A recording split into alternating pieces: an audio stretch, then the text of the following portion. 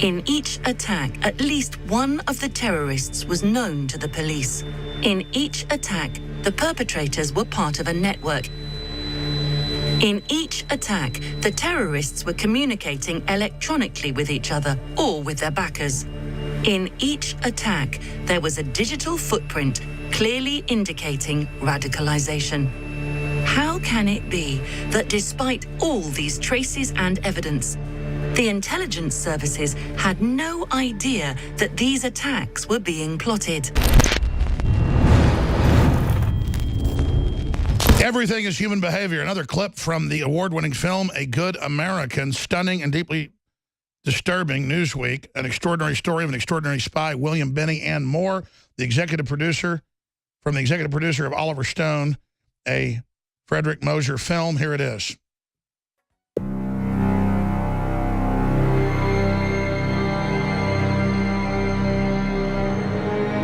Everything is human behavior.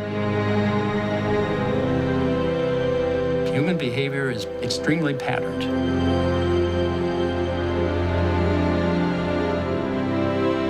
How do people operate? How do they interact? And how does that manifest or appear in this abstract set of communications you're looking at?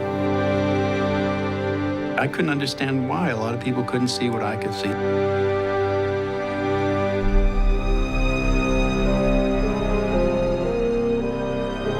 Man, I tell you, it's a powerful movie.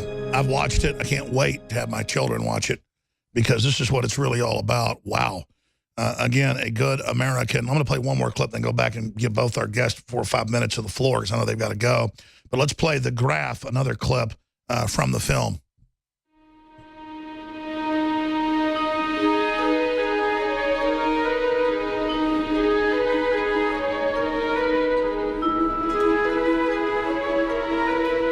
I basically envisioned the graph as a very large globe of the Earth, say.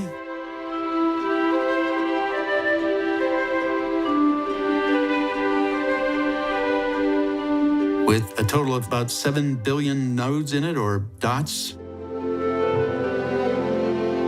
each representing an individual, and having all the connections of all those individuals with all the other connections they have anywhere in the world.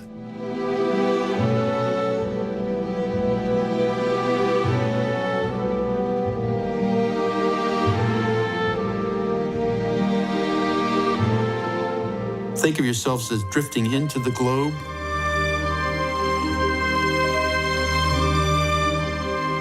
So you're going inside the globe, and you can go to any point in the globe and look at any given point to see the relationships they have with all the other dots in the globe.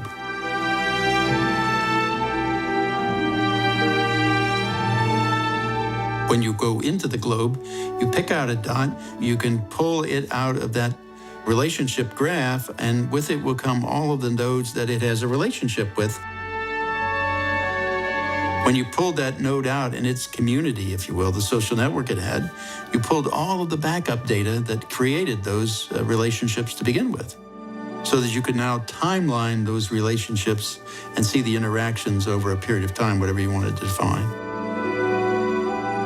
So that's how I envisioned the graph. This is godlike stuff, and that's where we are. That's why free will is so important. Don't give your free will over to these technocracies. He's got a new film coming out, The Maze. Of course, talking about the director of this film and the producer of this film, A Good American, available again at InfoWarsStore.com. From executive producer Oliver Stone, a Friedrich Moser Films. Oliver Stone, of course, is involved in this little jewel as well. I just love Oliver Stone. StoneColdTruth.com is coming up in the next hour with Roger Stone. But right now, we are talking to William Binney, and we're also talking to Friedrich Moser, blueandgreen.info. I've been asking my questions. I want to go to Mr. Moser for 5 minutes, then to Mr. Binney for 5 minutes. I'm going to let you go and take phone calls from folks that are holding patiently. But you guys are the experts. You made the film. What else do you want to say about the film and about the state of the world? Because I want to talk about the film, but the film is the state of the world. It's like a window deep into what's really happening. But then I keep trying to tie it into what's currently happening. It's just amazing.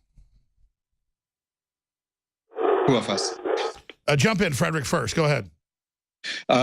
So I think if I mean, what to me is really worrying is that despite all the attacks that have happened since 9/11, because basically the program that Bill Binney developed, ThinThread, would have had everything to stop 9/11 up front, long time before.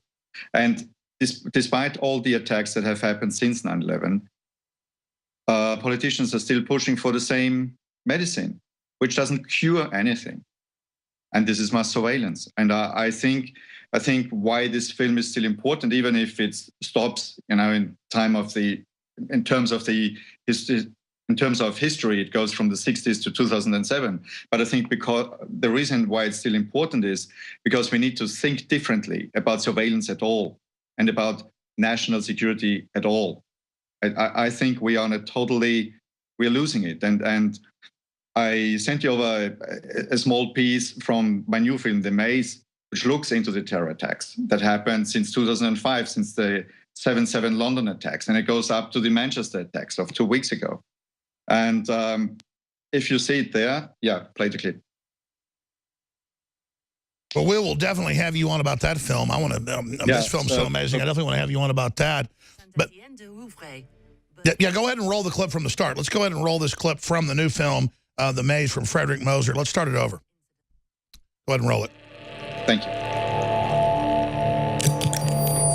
London, Boston, Paris, San Bernardino, Brussels, Orlando, Nice, Würzburg, Ansbach, Saint-Étienne-de-Rouvray, Berlin, Westminster, Stockholm, and Manchester. 14 terrorist incidents, 32 perpetrators, over 400 dead, more than 2,400 injured. Bombs, firearms, an axe, trucks, and a car. Attackers between the ages of 17 and 52.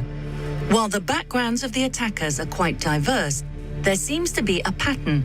In each attack, at least one of the terrorists was known to the police. In each attack, the perpetrators were part of a network.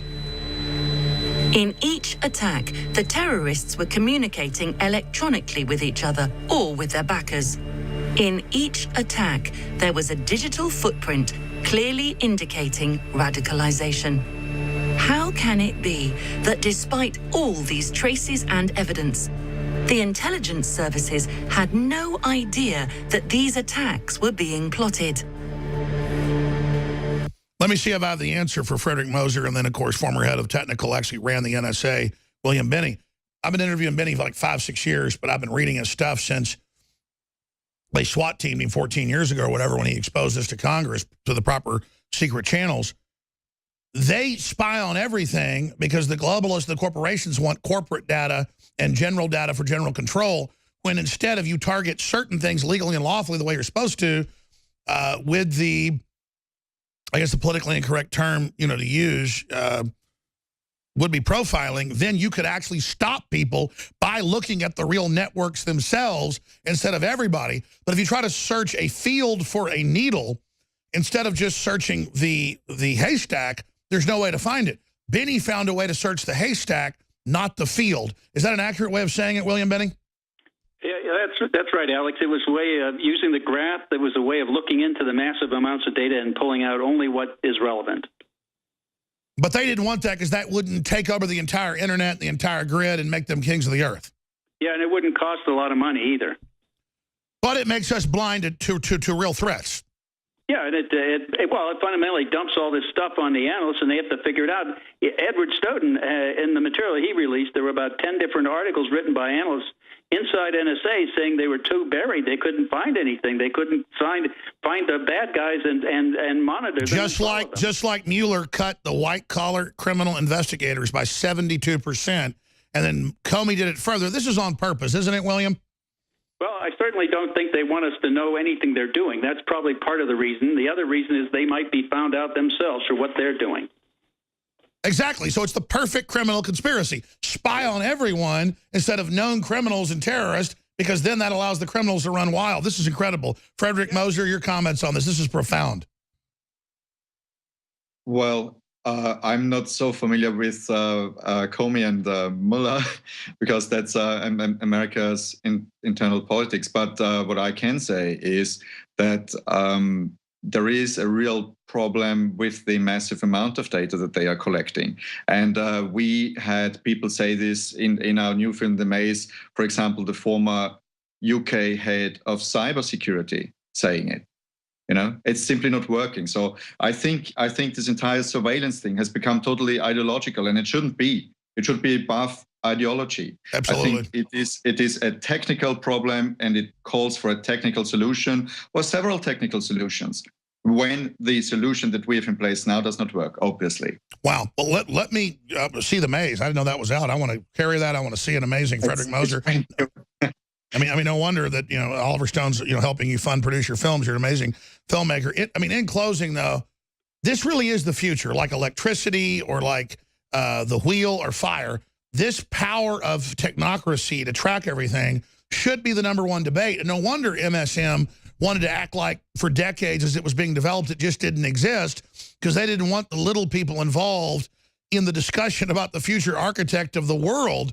And so thank God that you and Oliver Stone and William Binney, especially William Binney and Edward Snowden. William, let me say this. Look, I know Snowden broke the law with what he did. And you've said, great, once they prosecute all the big criminals, you know, that are 1,000 times worse, maybe go after him. But I mean, is he not overall a hero? He didn't give away the actual targets and people like the OPM hack. He didn't do that. I mean, he exposed illegal spying. I mean, you know, where's your view on that? Well, I think that that part of the exposure of all the criminal activity is absolutely, he's a hero in that. I mean, he had the guts to take all that material out and show it. But there was some of the material that got printed that shouldn't have been. You know, it was listing some specific targets that shouldn't be coming out. But the other stuff about all this illegal activity that they're doing internally in the United States and around the world, basically war crimes and things like that, also it needs to be exposed, and we need to have it. We need to have it out in public so that everybody can say, let's stop this crap. Sure. Or you know, do we want our government doing this for us? Well, I never agreed with liberals on gun control or things like that, but I agreed on let's not have spying, let's not launch wars preemptively. Now they love wars. Now they love spying. Now they say kill everybody. So all I'm asking is, where are the liberals, William Binney, that previously criticized the NSA? Now, because they had 8 years of Obama, they think it's the greatest thing since pumpkin pie. Yeah, well, Obama was one that doubled down on everything that Bush had done, and so it's only made it worse. And now, so we're getting to this point now where we hire people like Mueller to investigate the president and cover up for Comey, or investigate Comey too. And you know, it's like the criminals of the fox is running the hen house here is basically what's going on, and you know, you can't trust any of these people. I mean, we need to find people who are not in any way tainted with anything in Washington or anything that's been the establishment for years, because if you don't, you're going to get somebody who's going to, you know, cover up for one another. That's what they've been doing all along, covering up for each other. They're clearly emboldened by the fact that they're spying on the president in real time, and he keeps asking, how are there leaks when it's me and one person in the room? Because it's the computer, it's the iPhone. They don't need to put bugs in the White House. All the devices are the bugs. That is now declassified. That is now a fact. And the president can't understand why all these bureaucracies literally know when he goes to the bathroom. Can you explain to the president what's happening to him, Mr. Binney? I know he watches the show. Yes, I can. And I sent a note in to him and also to Attorney General Sessions about the way to really go forward in a constitutional, law-abiding way and be able to actually succeed against terrorism and other crimes, instead of doing this bulk acquisition on everybody that puts data in databases so that anybody in the government anywhere can access it. Now, that gives the opportunity for them to leak anything in the world they want on anybody, because that's what NSA has stored. And isn't OPM 15 million, 20 million now, they're saying, all the government agents, all the spies? I believe it was a little over 21 million people that were hacked. Or data that has been. Yeah, so it's growing. And isn't that what you said on the show 5 years ago? The great danger is you give this huge bulk of data. Of course they're going to be spies. Of course it's going to leak. I mean, aren't you like blowing up your own ship, your own Pandora's box by creating this giant data dump? Isn't the answer is not storing bulk acquisition for security? Yeah, that's been my point all along. You don't get security with bulk acquisition of data. I mean, The idea that you had to give up privacy for security has been a lie from the beginning. It was a lie because they wanted to get all information on everybody in the world, and also they wanted to spend a lot of money and build an empire in doing it. Sure, I know it's classified, and you haven't been there in years, but you helped set the whole thing up. They admit that you're the mastermind. I mean, they say you're the mastermind, one of the top mastermind. Who then decides the targeting under your limited system? Is it algorithms, computers? Does HUMET put in the data, and then the computers decide? It's a mixture of things. It's like they have software that scores content or speech in a phone call, and they look at phrases and words and have a scoring algorithm that goes through and says, if it reaches this level in score, we're going to transfer it to a human to transcribe and record and put a record of the transcript out. If it's not something like that, but they're going after President Trump, they're going specifically with his phone numbers and email or any Twitter accounts, anything, and they're going into the NSA database and pulling data out on him. So that means it's data collected from any source anywhere in the world or out of this world. Unbelievable. All right, William Binney, exposefacts.org, Friedrich Moser, blueandgreen.info, the new film, A Good American, available at InfoWarsStore.com. Please, I want to carry your next film and see it and get you back on dealing with that. Thank you so much, gentlemen. Any final words, Friedrich? First of all, of course, thanks for having me there. And then the thing that I'm most worried about is actually the Internet of Things. It's the connected world. It's the self-driving cars. It's the smart electricity, the smart heating, the smart fridge. These are the things that really worry me, because if you have the entire system surveilled, this allows you not only to listen into, but to play with your life, with our lives. And I think this is not the world that I desire for myself or for my kids. It's as simple as that. Well, that's right. I mean, I've thought about, I want healthy, happy children. I want to help people. I want a good, healthy life for myself. And I just dream of a house that isn't all surveilled with all these gadgets and none of them work right. And they're always screwing up. I dream of the old days of analog. I think that's the next big economy with our own consumer choices. I think all of us together should just vote to go back to analog, except for very limited parts of our lives.